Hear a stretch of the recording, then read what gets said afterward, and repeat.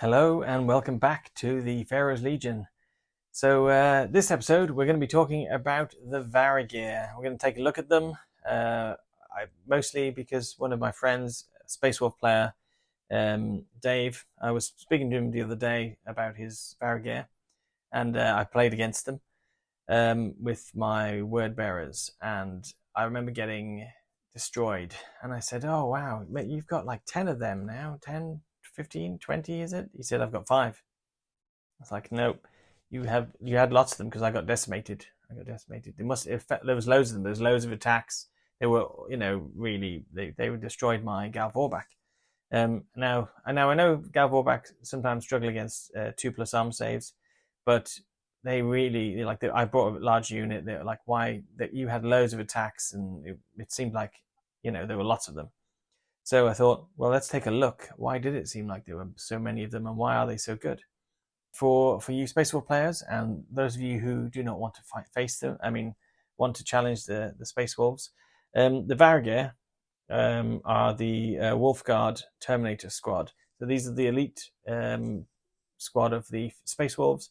They are literally handpicked by Russ. So he's like, you, and you. And they are not just ferocious warriors, but they're clever. They know when to strike. They know what they're doing. They're master weaponsmiths. They are really good, and they've also been given the honor of carrying frostblades, which are specially made by the wolf priests, probably long ago, even longer ago than 30k, 10,000 years. They have some nice weapons.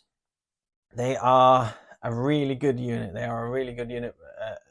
Very versatile unit, I think. So I'm going to look at their versatility, and then I'm going to, when I get to the end, tell you what I want to do with them, apart from kill them all. What I would do as a loadout, and what I think would be good for them. So, firstly, their movement, 6. Obviously, they're Terminators. They've got weapon skill 5, which you expect because they are a close combat unit or an elite unit. Most elite units come with weapon skill 5, like veterans, that kind of thing. They are ballistic skill 4, so good space marine shooting, but not what they're geared towards in one way. Strength 4, toughness 4, 2 wounds, so a bit harder to kill. Initiative 4, attacks 2 each. Leadership 8, 9 with the Thane or Sergeant, and obviously the 2-up save and 4-up invulnerable save. So classic Terminators, they're heavy, so against blasts and things like that, rerolling their saves. So what makes them different? Like I said before, they come with frost weapons and a bolter, a combo bolter. But they also have relentless, obviously, stubborn, and Terminators have kind of different types of variations of this, but stubborn is great to have that solid type, which means chances of pinning or losing combat and running off with reduced leadership is pretty slim now, even with something like shell shock or just losing combat, which I don't think they will often. I think if they've lost combat, it's because they're dead rather than they've actually lost combat. They have counterattack 1, which is if you're outnumbered, you get an extra attack each. So each model gets an extra attack if they're outnumbered, and most of the time you will be, especially if there's only 5 models and I've sent my 10 Gal Vorbak at you. So this is one of the reasons why it looks like they have more attacks than a usual Terminator squad would, because Terminators normally hit quite hard, but don't have a high volume of attacks. They have Hammer of Wrath 2, so they're also hitting you with 2 hits. No AP on that, but still. 2 Strength 4 hits from them just charging in. Lord's Bane, it's just you get, if you accept a challenge and you kill that guy you challenged, instead of getting, counting that as, a point or a kill or a wound, you get an extra one because you challenged someone and killed them. And it goes, you write it down onto your saga. Oh, what a bit of a boring saga, but still. Bulky 2 for being bulky. Counter attack, yep. Fear 1. Now, this is something really nice. Apart from the fact that you have stubborn, the only thing that can ruin stubborn or something like that, or exonerable, is fear. So if you get some Gal Vorbak or corrupted units or demons, they can negate your kind of stubborn. But if you also have fear, the fears cancel each other out. So that's a really good one to have. It means that they're not as bothered, that they're like, oh, demons of the warp. They're like, oh, whatever, I'll just kill it with an axe or a claw. Stick the wolf on it. So 250 points, so they're good price, or decent chunk, but just average for a kind of a good Terminator unit.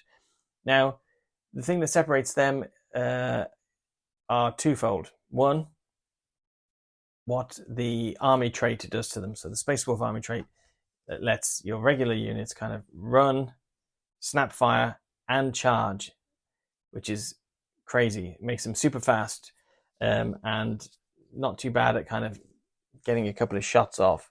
Again, not too sure if that's really that useful. Depends on what you're carrying. So with Terminators, you can't run. So it doesn't matter if you can run and you snap fire and charge. You're always going to be able to walk. You're always going to be able to shoot, and you're always going to be able to charge. So what do you get? You get +1 weapon skill on the charge. Now that makes these guys weapon skill 6 on their charge. That means that you can go after other elite units and be hitting them on 3s, and they're hitting you on 5s. So this is kind of something I noticed when I came in with my Gal Vorbak. We charge, they charge. They've got counter attack as well, so it's almost like they charged as well. They get their extra attack. So through the magic of editing, we are going to find out how exactly the Gal Vorbak was charged by the super slow Varagyr. Obviously, the Gal Vorbak are fast. I had set up my charge. I was ready to go. I was within 12 of them. Gal Vorbak are fast, so their charge is faster, and you can make them faster with Rites of War and other things, dark magic. So I was going to get an extra, at least 2 to my charge roll. So I was feeling confident about it. And at that point is when I found out about the Space Wolf advanced reaction. So Space Wolves are basically able to obviously react in the movement phase like most people, but they are able to move their initiative, and then they are able to charge you in your movement phase. You don't kind of resolve the fighting. That carries on. That it carries on to your assault phase, even though you got assaulted in many ways. They are then able to get all the bonuses they get from charging. So in your assault phase, you move to them, they charge you, they move towards you and then charge you, and then they are weapon skill 6, and that is why on my turn I've tried to charge them. They have gone up to weapon skill 6, making my weapon skill 5 Gal Vorbak seem like pitiful tacticals. So then I'm really struggling to hit them, and then obviously when I hit them I want 6s. So less hits means less chance, because Gal Vorbak had lots of attacks, so that which makes them really good. But obviously if you lose that by not being able to hit, you're not doing well. So if you are Varagyr and you're getting your extra attacks, obviously we're going to go into how many attacks you have and why you can, and how to get more attacks and that kind of thing. But they have, you've charged someone who thought they were going to charge you. So you've got your extra charge. You've got your 2 regular attacks. You've probably got 2 hand weapons, so at least. So you're doing well already. And you probably, although I haven't mentioned it yet because we're not quite there, but you've probably got your Reaping Blow. So you probably have between 4 and 5 attacks each. And you're hitting an elite unit like the Gal Vorbak on 3s. So the Varagyr are coming in, they've charged you, they're hitting you on 3s, wounding you on, depending on what they've got, anywhere from 4s, re-rolling wounds, or they've got hammers and hoping that you can't kill them before they kill you. That's why what you want to do as a Space Wolf player is you want to make sure that you get in. You set that up. You set that up to have someone charge you. Make sure it's only 1 unit, so you can react and decimate that unit. Because again, you're a specialist unit, but you want to make sure that you're focused. Obviously, you can drive in with your Land Raider and you can run down a ramp and then smash someone in the face. That's great. But I think this prepares you for anything like I did, blowing up the Spartan to make sure I didn't want them near me. I thought they were slow. I thought I can set this up now. No, couldn't charge them because they were going to charge me. And I think this is what you want to do as a Space Wolf character, keep the player. You want to make sure you keep that up your sleeve. Again, this is situational. If something else looks even better and juicier target, go for it. But for your Varagyr, this is what you're keeping back. You're making sure that you've got that reaction or your transport, and you're setting it up so they're always going to charge because you want your higher weapon skill. You basically, this is what they are. The Varagyr are clever. They're calculated. They've thought this whole thing through. They've set this trap that looks like they're in the trap. You come over, you think, I've got you now, and they're like, actually, you don't. Charge them, they get you. Crazy. So back to me. So let's take a look at the frost weapons. So you have 3 flavors of frost weapon. You've got the sword, you've got the axe, you've got the claw. So they are similar to power weapons. Power sword, but you don't get rending 6+. Instead, you get +1 strength, which is, I suppose, more overall effective because that means you're always strength 5 rather than maybe on a 6 you're AP 2. But you get specialist weapon, so you will need another specialist weapon or 2 of these to make it, to kind of get that extra attack. I think that's to combat the fact that you have Reaping Blow, which gives you that extra attack for being outnumbered. You have next up, you have your axe. So your axe is like a regular axe. The only difference is you get Reaping Blow and specialist weapon. So it's still +1 strength, it's still AP 2, and you're still hitting last with it. Your third one is your claw, which I think is the fluffiest one of them all, and possibly one of the best kind of all-rounders if you don't know what you're going to be attacking. So it's AP 3, you re-roll to wound like a normal lightning claw, but you're getting Reaping Blow, so you're getting +1 attack. Again, it's a specialist weapon, but what you don't get is if you have 2, you don't get +2 attacks because you've already got the Reaping Blow. It'll give you +1 attack, so you still kind of get those 2 attacks, but you're missing out on loads of attacks. And so you have your combi bolter, you have your relic weapon. What are you going to do? You're going to get rid of this combi bolter because what's the point of that? I am a big fan of, if you've got heavy and you have to walk, you're always going to get to shoot, so make sure you carry a big gun. A combi bolter is not one of those guns, so get rid of your combi bolter, give yourself another frost weapon. So whatever that frost weapon is, I think it's good to kind of double up on them. I don't think I'd take the axe. No, I wouldn't take the axe. If you want AP 2, you carry something bigger, like a Thunder Hammer or a Power Fist. You don't go with the axe. You have the option to switch out your first one for a Power Fist for 10 points, which is definitely worth it because now Power Fists are also specialist weapons. So when you're deciding on your second weapon, second frost weapon could also be a claw, and then you get 2 attacks almost from that. So you'll have your 2 base attacks, your Reaping Blow, and your 2 specialist weapons. So you've got 4 attacks now. You are, on the charge, always going to have 5 attacks because you'll charge, or they'll charge you, and you still have counter attack. So 5 attacks all the time with your 2 frost weapons. Now, if you want to bring something heavy, I would probably choose the Power Fist. Now, the Power Fist will give you the same 5 attacks, but you'll be strength 8. You will be hitting last, similar to a Thunder Hammer or even the axe, but you'll be hitting at strength 8 and you will be doubling out those opponents. So great against pretty much anything. Dreadnoughts, again, there's 5 of you. You've got 25 strength 8 attacks. Regular Contemptors, you're wounding them on 3s, and they're all AP 2. He's got to save them all, or he's got to save a lot. So the hammer is a cool weapon. I can't say it's not, but then you lose in attacks. It's not a specialist weapon. You are forcing double saves, but that is only a Dreadnought Hunter weapon. So if you're just going for Dreadnoughts, take that. If you were going for other infantry, other elite infantry, I'd say take the fist for the other attack, because you're still going to be doubling them out.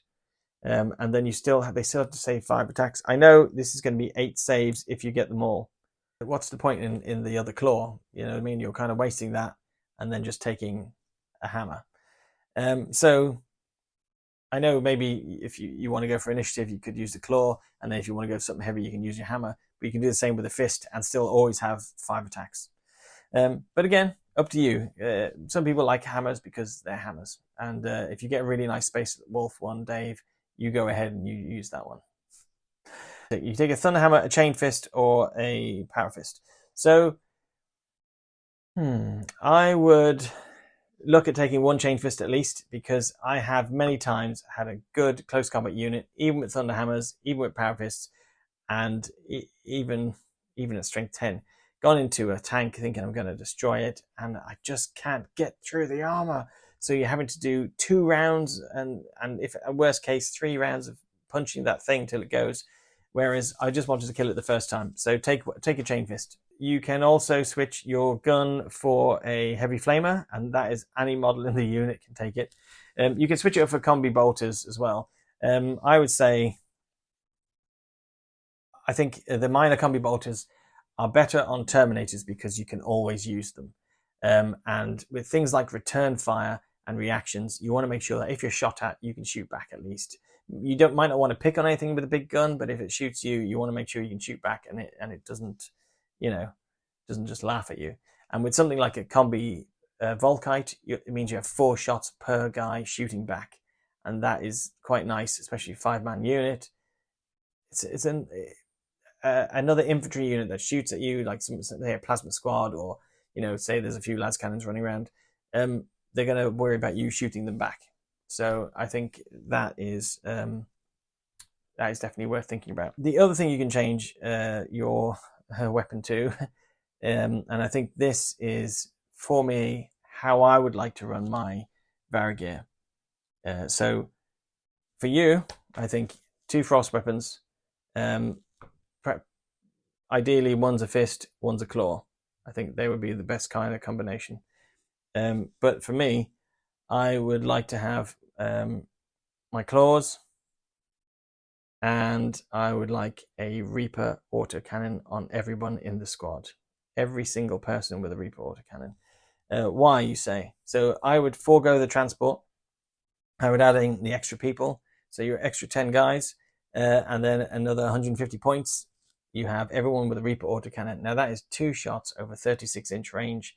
If you have people shooting at you, you can return fire. It's strength 7 with rending 6+. Now I know it's a 6+, but with 10 guys, you've got 20 shots. You're going to get some 6s.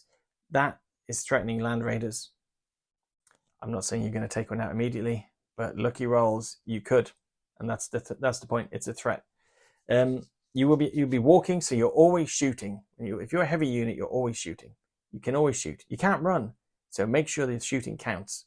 And make sure that those reactions that someone picks to shoot at your Terminator squad isn't thinking, well, he can't shoot back. He's only got 2 claws. You can shoot back. There's 10 Reaper autocannons.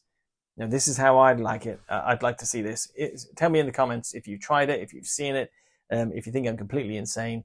But I think forego that 250 to 400 point Spartan for these extra guys in the unit, because a larger squad, and then Reaper autocannons. So you've got this mobile squad. Then if you want to, either sit on a mid objective, because you've 36-inch range, you don't want to sit on your home objective, you want to get into that mid table and hold at something, get a herald in there. This is what heralds are for. Heralds are to make super killer units useful. So if you give a close combat squad, like a regular one with claws, a herald, they can't sit on an objective. They've got to keep going after things. So they're not really holding anything. The line that you're giving them is not going to be good enough. Whereas if you make sure they have range, they can sit on an objective, not be useless, and threaten everything. And no one's going to want to get into close combat with them. And then you might force it so they have to. And then when you do that,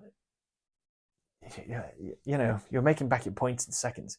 You'll get your first alpha strike, you'll get everything that comes after that. So let me know what you think. Like, subscribe, and please comment, because in these early stages, your comments are going to shape the channel. So it's all about community, and I want you to tell me what you want. I want to see Reaper autocannons in Varagyr. What do you want to see?